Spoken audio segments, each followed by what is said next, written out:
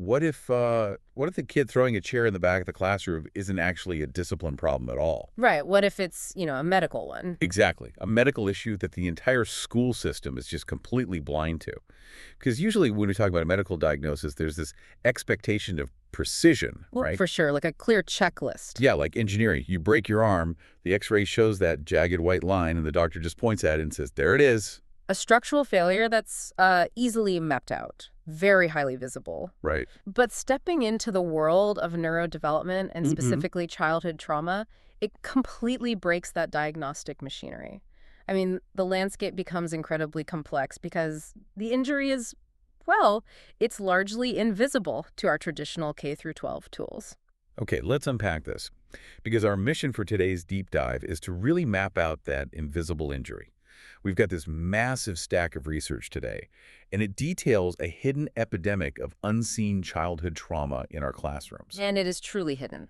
It is. So we are going to redefine what we actually consider traumatic for a developing brain, explore the neurological reasons why the current education system is just missing the vast majority of these cases, and then examine a really fascinating telehealth framework emerging down in Georgia that's attempting to bridge that exact gap. Which is so needed right now. Absolutely. Because if you, and I mean you, the listener, are interacting with kids in literally any capacity, understanding this shift from behavioral discipline to neurological intervention, it just changes everything. It really does. And I think to start, we have to recognize that we generally associate trauma with cinematic, profound tragedies, right? Yeah, the big stuff. Exactly. The massive, life-altering events that make the evening news. We just assume trauma is always loud, always obvious, and easily identifiable by anyone who happens to be observing the situation. Right, the stuff that is unmistakably a crisis to anyone looking at it. Yeah. But the research we're digging into today completely upends that assumption. It really flips it on its head. Yeah, because the list of what triggers a trauma response in a child, it's going to catch a lot of people off guard. Yeah. We're talking about events that slip entirely under the radar of most adults. Right. And the examples provided in the clinical notes highlight these hidden triggers so perfectly. We're talking about things like losing a grandparent. Which happens all the time. All the time. Yeah. Or a difficult, drawn-out divorce. A scary emergency room visit. Wait, really? Just an ER visit? Yes, absolutely. Or bullying, whether that's, persistent online harassment or in-person intimidation, watching a parent navigate a severe emotional or financial crisis, the sudden loss of a classmate or a teacher to suicide, or even, and this is a big one lately, experiencing a school lockdown drill that just felt a little too real. See, I look at that list, and to an adult, some of those things like, I don't know, an ER visit for a broken wrist might just seem like a really bad Thursday. Right, exactly. You get the cast, you go home, and you move on. Yeah, you just deal with it. But I was thinking about this, and you have to think about a child's developing nervous system, like a brand new smartphone. Oh, I like that analogy. Right. Yeah. So for an adult, that scary ER visit is just an app you open, you deal with it, and then you swipe it closed. It's done. It's closed out. But a kid doesn't have the operating system update yet to know how to swipe that app closed. So it becomes this massive background process that just runs and runs and runs. Yeah. It drains the battery, it makes the processor overheat, and suddenly the whole system starts glitching out. That is a brilliant way to look at it. The cognitive load is entirely consumed by that background process. I mean, when an adult experiences a stressor, our fully developed prefrontal cortex, which is the logical reasoning part of the brain, it can step in and say, okay, a danger is over, we're safe now, let's move on. Right, it acts like the manager. Exactly. But a child's prefrontal cortex is quite literally still under construction. But I do have to push back here for a second just to play devil's advocate. Is it really fair to call like an online bullying incident trauma in the exact same breath as watching a parent in a severe medical crisis or losing a loved one? I mean, are we risking watering down the definition of trauma if we say a nasty Instagram comment is traumatic? Well, what's fascinating here is that from an adult's logical, objective standpoint, absolutely. It feels like an overstatement or a watering down of the word. Yeah, it feels dramatic. It does. But neurologically speaking, a child's brain doesn't rank events on a grown-up scale of severity. It only registers survival. Just survival. Yes. What's crucial to understand here is the distinction between the external event itself and the internal nervous system's response to it. So for a middle schooler, Their social standing and their peer acceptance, those are tied directly to their evolutionary sense of survival. Right, because historically being cast out of the tribe meant death. Precisely.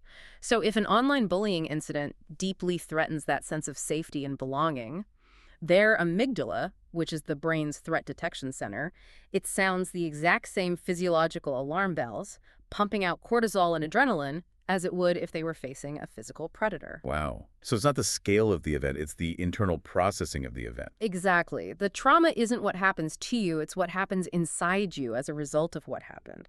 And children carry that trauma quite literally in their nervous systems. It shifts them into this state of chronic fight or flight. Which brings us to the physical reality of this.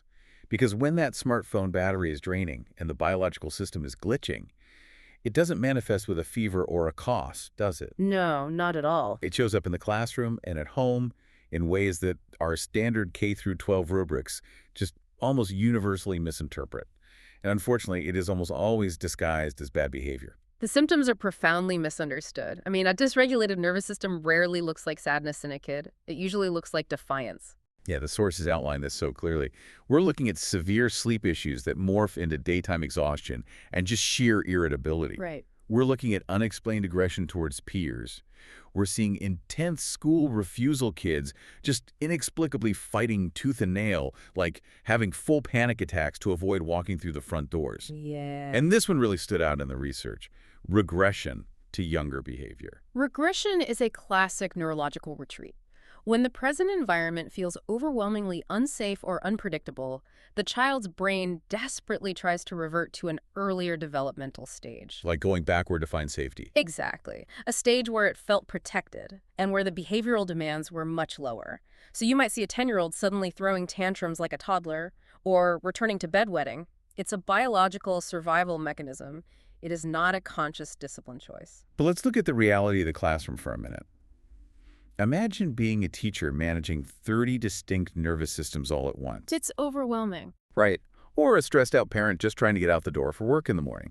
You see a 10-year-old throwing a tantrum like a toddler, or a teenager becoming aggressive and refusing to go to first period. You don't immediately think, ah, yes, their amygdala has hijacked their prefrontal cortex and they're processing unseen trauma. No, of course not. You think, this kid is acting out. This kid is being defiant and needs a consequence.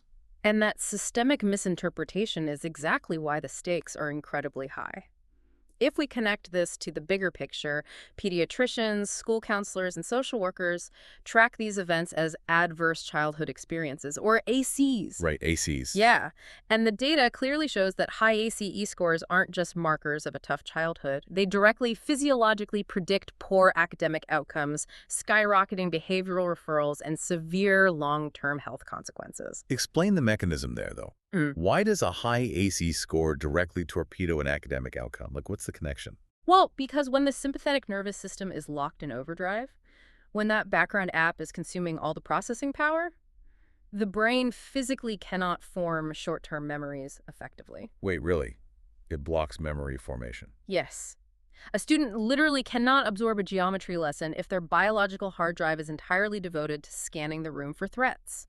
The brain prioritizes survival over learning every single time. Wow. That leads to academic failure, which breeds frustration, which leads to behavioral write-ups, and then the negative cycle just solidifies. Which leads to, hands down, the most staggering statistic we uncovered in this deep dive.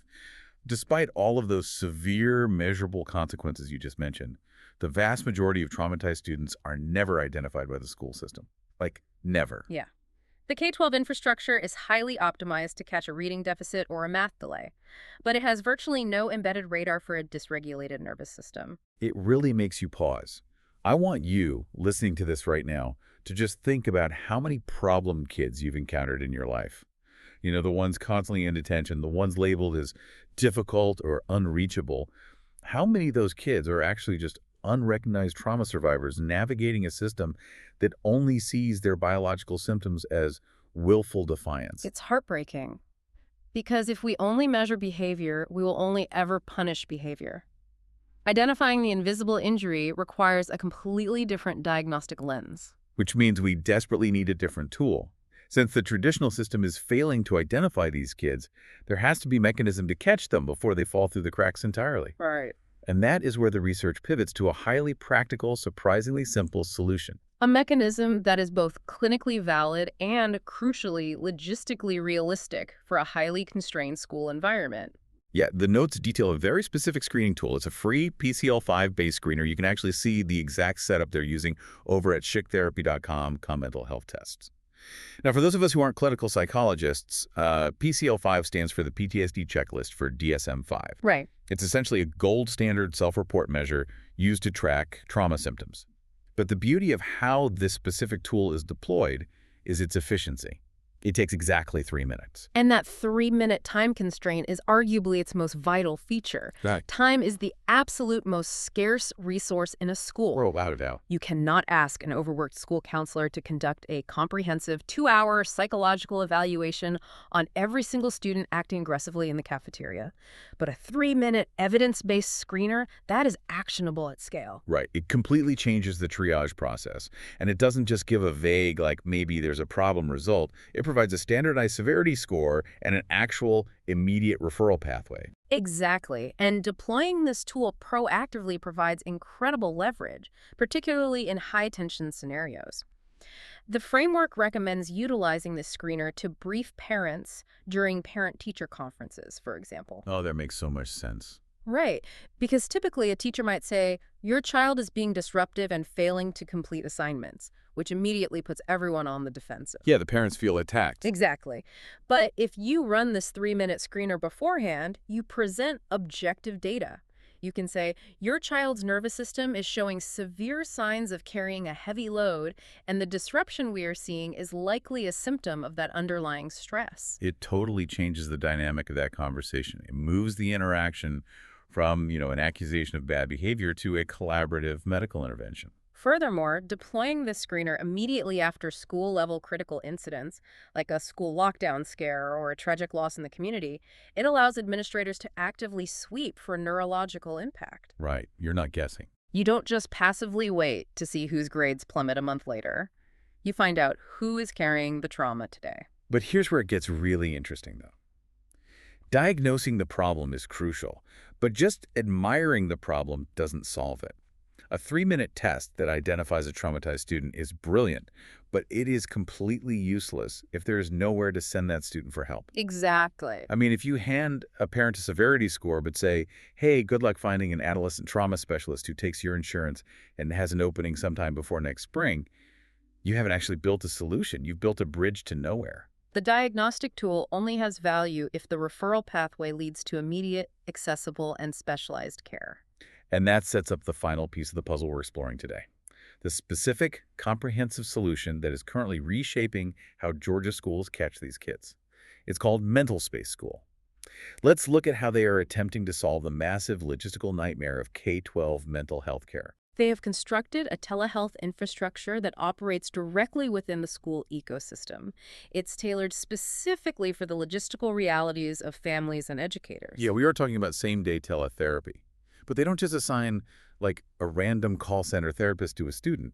They assign dedicated, consistent therapist teams to each specific school. Which is huge. It is massive because a kid needs to build actual trust.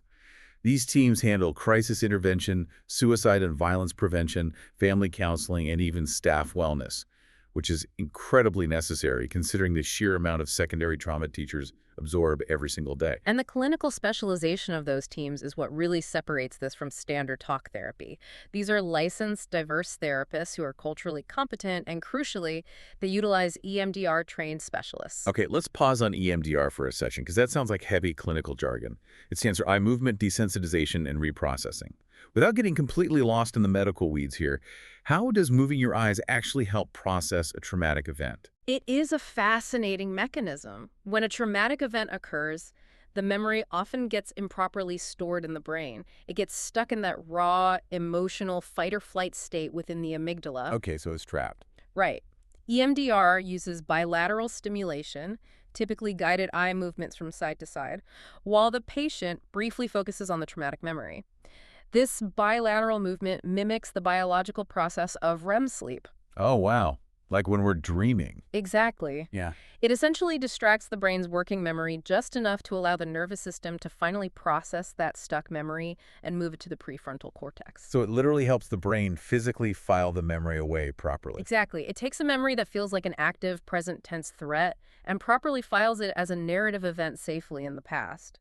So the background app finally closes. Yes. That is incredible. But again, you can have the best EMDR therapists in the world, and it means absolutely nothing if the families at that school can't afford them. And this is where the MentalSpace school model just completely attacks the barriers to entry. Because financial and logistical friction are the two largest barriers to mental health care globally. If you don't solve for those, the intervention just fails. And they've effectively removed both.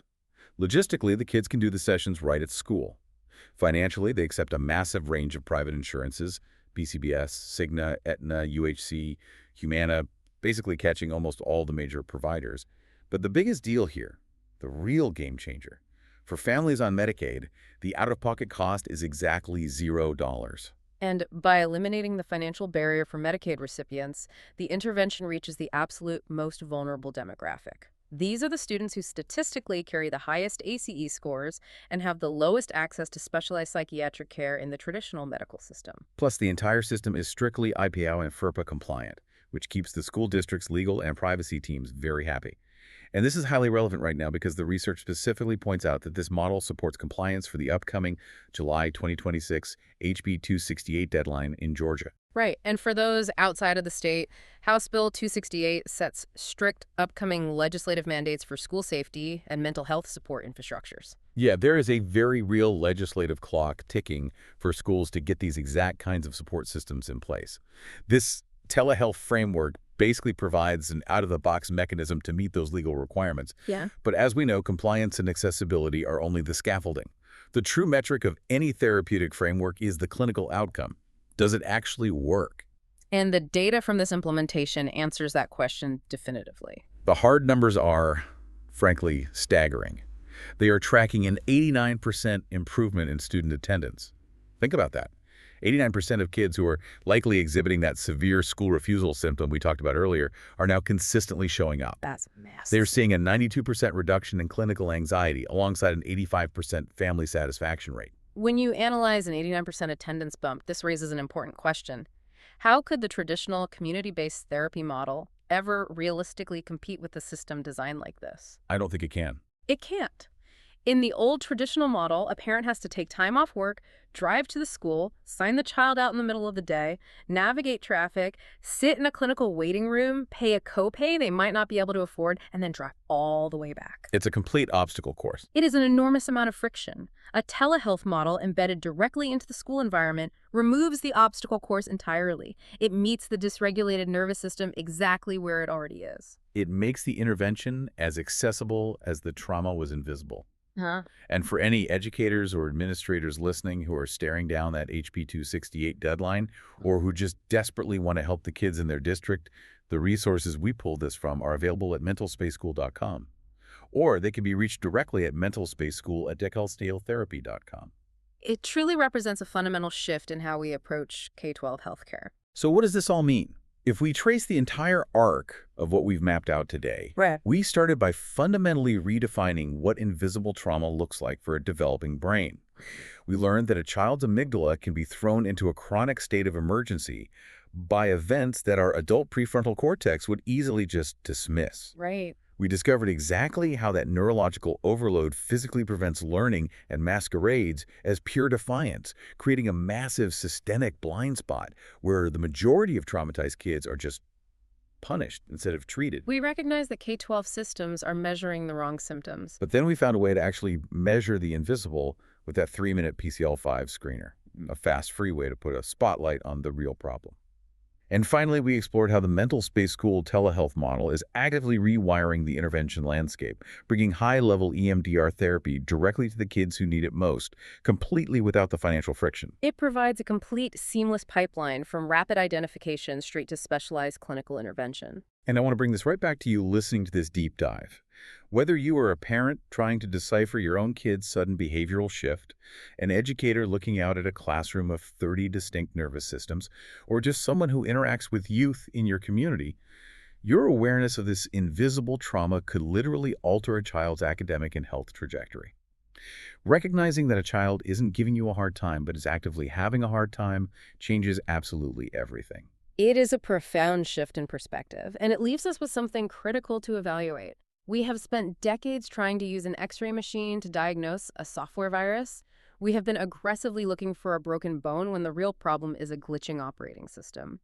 If a relatively simple 3-minute screener and a frictionless telehealth connection can reduce a child's anxiety by 92% and get them back in the classroom, we really have to ask ourselves, how much of what we conventionally punish as misbehavior in our society is actually just an untreated nervous system, desperately crying out for a relatively simple, accessible intervention? Wow. Diagnosing a software virus with an X-ray. That completely reframes the entire classroom experience. We'll leave you with that to think about.